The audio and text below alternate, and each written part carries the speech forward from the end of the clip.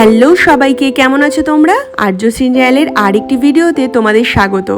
তো আজকে আমাদের চেরাপুঞ্জির সেকেন্ড ডে। আমরা আছি এখন প্যান্টেজ হোমস্টেতে, যেখান থেকে আমরা কিছুক্ষণের মধ্যেই চেক আউট করে যাব। আর তারপর ভিজিটিং স্পটগুলো দেখতে দেখতে আমরা আমাদের সেকেন্ড হোমস্টেতে চেক ইন করবো। তো যাওয়ার আগে ছাদে এসেছিলাম, এসে বুঝতে পেরেছি কি সুন্দর আজকের সকালটা। ওই ছোটোবেলায় সিরিয়ালগুলোতে যেমন দেখতাম না, ব্রহ্মা বিষ্ণু মহাদেব সব ওই পেজা তুলোর মতো মেঘের উপরে থাকতো, মানে যেগুলোকে আমরা কল্পনায় স্বর্গ বলে ভাবতাম। এই জায়গাটা যেন একদম সেই কল্পনার স্বর্গের মতো, চারিদিকে একদম পুরো মেঘে ঢাকা আর অদ্ভুত সুন্দর লাগছে। হাই গাইস, আমরা চেরাপুঞ্জি থেকে একটা অন্য হোটেলে যাচ্ছি। এখন আমরা সৌরা বাজারে ছিলাম, তো সামনেই তোমরা দেখতে পাচ্ছ, দিকটা ঘোরাতে পারো। হ্যাঁ, সামনেই প্রচুর মেঘটা সরে গেলে একটা বিশাল ওয়াটারফল আছে, কিন্তু আমরা এখন দেখাতে পাচ্ছি না কারণ মেঘে সব ঢেকে আছে। আমরা যাব এখন সবাই মিলে, সবাই রেডি হয়ে গেছি। এখন মোটামুটি ওই 8টা মতো বাজে। তো আজকে আমাদের অনেকগুলো ওয়াটারফলস দেখার ইচ্ছা আছে, জানি না কতদূর দেখতে পাবো। অলরেডি টিপটিপ করে বৃষ্টি পড়া শুরু হয়ে গেছে। এখন বোধহয় এত সেজে গুজে তারপর একটা রেনকোট চাপিয়ে তারপর আমাদেরকে ঘুরতে বেরোতে হবে। হোমস্টে থেকে বেরোনোর পরপরই মুষলধারে বৃষ্টি নেমেছে, আর সাথে ছিল এইরকম মেঘ। এইরকম অবস্থায় তো আমরা ওয়াটারফলসগুলো একেবারে দেখতেই পারবো না। সেই জন্য আমরা আমাদের প্ল্যানটাকে একটু চেঞ্জ করে আমরা ওয়াটারফলসের বদলে যাব এখন মাসমাই কেভ দেখতে। চলো যাই তাহলে। হ্যাঁ, এই তো দেখতে পাচ্ছি। হ্যাঁ, এবার চলো।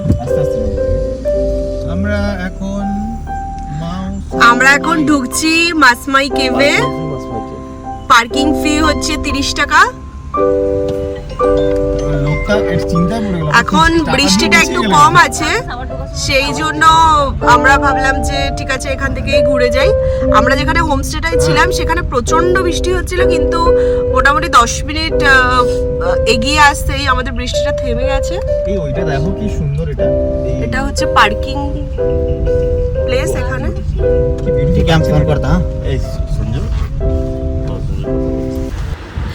গাড়ি পার্কিংয়ের জায়গা ছাড়াও এখানে একটা বিশাল এলাকা জুড়ে অনেকটা ফাঁকা জায়গা রয়েছে, আর চারিদিকে অনেক রকমের খাবারের দোকান সহ অনেকগুলো দোকান আছে। আমরা যেহেতু বৃষ্টির চক্করে পড়ে কোথাও রাস্তায় দাঁড়িয়ে ব্রেকফাস্ট করতে পারিনি, তাই এখানে দাঁড়িয়ে একটু ম্যাগি আর ডিম ভাজা খেয়ে নিয়েছি, কারণ সারাটা দিন চলতে হবে। আর এখানে তো দোকানপাট সহজে ওভাবে পাওয়াও যায় না। এখানে কিন্তু খাবারের দোকান অনেকগুলোই ছিল, আর অপশানও অনেক রকমেরই আছে, চাইলেই এখান থেকে অনেক কিছু খাওয়া যায়। তো আমরা এখান থেকে এই সব খেয়ে তারপর আমরা একটুখানি দূরেই ওখান থেকে যাব কেভ দেখতে।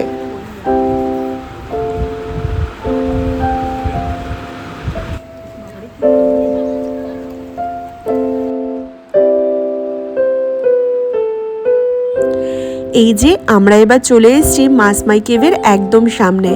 এখান থেকে টিকিট কেটেই তারপর আমাদের ওই কেভটায় ঢোকার জন্য রেডি হতে হবে। কেভটা যাওয়ার জন্য এন্ট্রি ফি কিন্তু মাত্র 30 টাকা, আর ক্যামেরা নিয়ে গেলে তার জন্য আলাদা চার্জ দিতে হবে, কিন্তু ফোন নিয়ে গেলে তার জন্য কোনো চার্জ লাগবে না।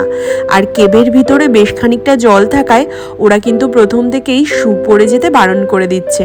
ওই প্লাস্টিকের যে চটি বা জুতোগুলো হয় না, কেভে ঘোরার জন্য কিন্তু ওটাই সব থেকে পারফেক্ট। তাই যারা যারা শু পরে এসেছিল সবাই জুতো খুলেই তবেই ওই কেভের ভেতরে ঢুকছে।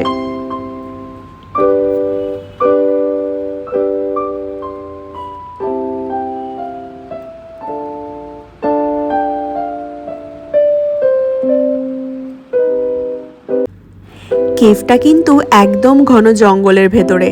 এখানে চারিদিকে যতদূর চোখ যাচ্ছে শুধু এরকম গভীর জঙ্গলই দেখা যাচ্ছে। পরিমাণ মতো আলো বাতাস আর অনেকটা জায়গা পাওয়ার জন্য এখানের গাছপালাগুলো যেন আলাদাই চেহারা, অনেকটা প্রাণোচ্ছল এরা। আর আমাদের শহরের ওইদিকে তো এখন ঘন জঙ্গল দেখাই যায় না, আর যদিও বা দেখা যায় ওই একটা দুটো গাছ, তাদের যেন এইরকম আর প্রাণী নেই। আমরা কথা বলতে বলতে চলে এসেছি একদম কেভটার সামনে।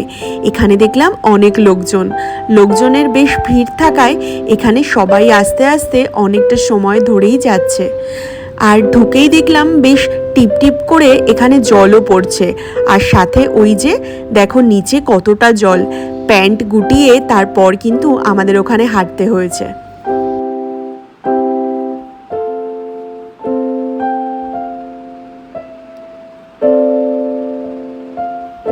প্রকৃতি কিন্তু আমাদের বিশ্বের সব থেকে সেরা শিল্পী বোধহয়, কারণ এইরকম পারফেক্টলি জিনিস তৈরি করতে আমাদের মানুষের দ্বারা বোধহয় এখনো সম্ভব নয়। দেখো দেয়ালের প্রত্যেকটা খাজ, মানে এক একটা খাজ এক এক রকমের, প্রত্যেকটা জিনিস উপভোগ করার মতো। আমি তো এই জীবনে প্রথম এলাম কেভ দেখতে, আমার তো বেশ এক্সাইটেড লেগেছে। তোমরা কিন্তু ভিডিও শেষে অবশ্যই জানিও তোমাদের এই কেভটা কেমন লাগলো। ঠিক আছে, যাও।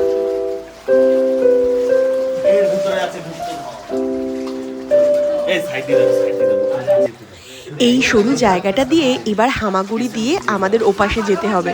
প্রথমে বেশ ভয় লেগেছিল। আমরা আছি এখন মাসমাই কেভের একদম ভিতরে, মানে যেখানে আমরা মাথা উঁচু করেও দাঁড়াতে পারছি না, কিন্তু চারিদিকটা ভীষণ ভালো, বেশ এক্সাইটিং আর রহস্যময়। চারিদিকটা খুব সুন্দর। এটা কিন্তু সত্যি যে এর মধ্যে কিন্তু অনেকটা জায়গা আছে যেখানে সোজা হয়ে দাঁড়ানোর পর্যন্ত জায়গা নেই, আর অনেক জায়গা আছে যেখানে এরকম ছোট ছোট দরজার মতো আছে, যেখান থেকে মাথা নিচু করে জড়সড় হয়ে ওখান থেকে বেরিয়ে তারপর প্রায় হামাগুড়ি দিয়ে তারপর হাঁটতে হচ্ছে। আর এই যে নিচে জল, ওপর থেকে টুপটাপ টিপটিপ করে পড়ছে আবার জল, আর চারিদিকে এরকম আলো আঁধারি পরিবেশ। আমরা তো জায়গাটা ভীষণ এনজয় করেছি। চলো।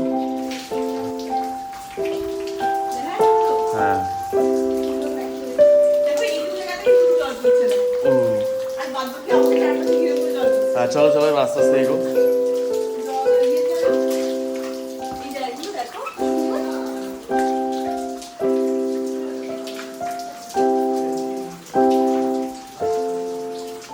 এগুলোকে বলে স্ট্যালাগমাইট।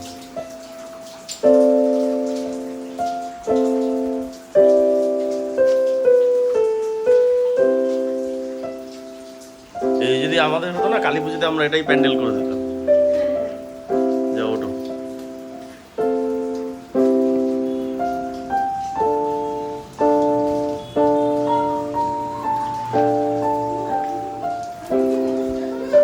সেম যাই না, ধরো এবার দাঁড়িয়ে যাও। হয়েছে, এবার অফ করলাম।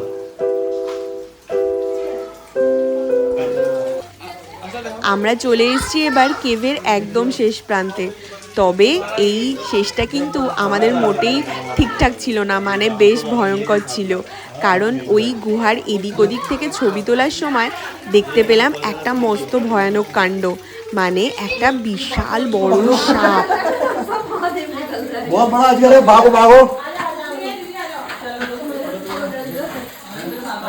একটু বাক করে ভিডিও করো।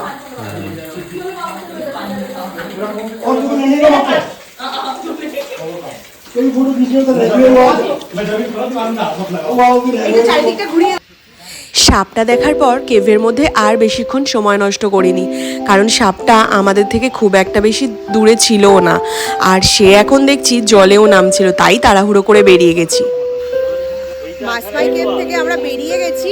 আমাদের মোটামুটি টাইম লেগেছে ওই 20 থেকে 25 মিনিট মতো।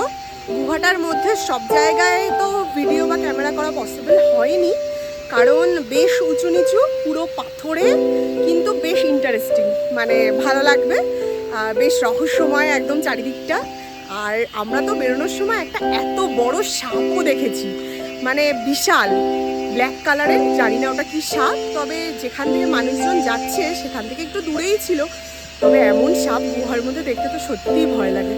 তো আমরা ওখান থেকে বেরিয়ে এখন যাব নেক্সট স্পট। এখানে চারিদিকটা একদম জঙ্গল, আর জঙ্গলের মাঝখানেই এরকম একটা কেভ, ভালো লাগবে। তোমরা মাসমাই কেভে দেখতে এসো, অবশ্যই ভালো লাগবে। মাসমাই কেভ থেকে বেরিয়ে গেছি আমরা, তবে আজকে আকাশটা বেশ মেঘলা, তাই কোথায় যাব ঠিক বুঝতে পারছি না। প্রথমে ভাবছিলাম ওয়াটারফলস দেখতে যাব, কিন্তু তারপর যদি আরও অনেক বৃষ্টি হয়, আমাদের গাড়িতে আজ সমস্ত লাগেজ ডাম্প করা আছে। কারণ আগের যে হোমস্টেটা ছিল প্যান্টেজ, সেখান থেকে আমরা বেরিয়ে গিয়ে আজকে আবার একটা নতুন হোমস্টেতে যাব। তাই ভাবছি ওই হোমস্টেতে চেক ইন করে লাগেজপত্র রেখে তারপরেই আমরা আবার ঘুরতে বেরোবো।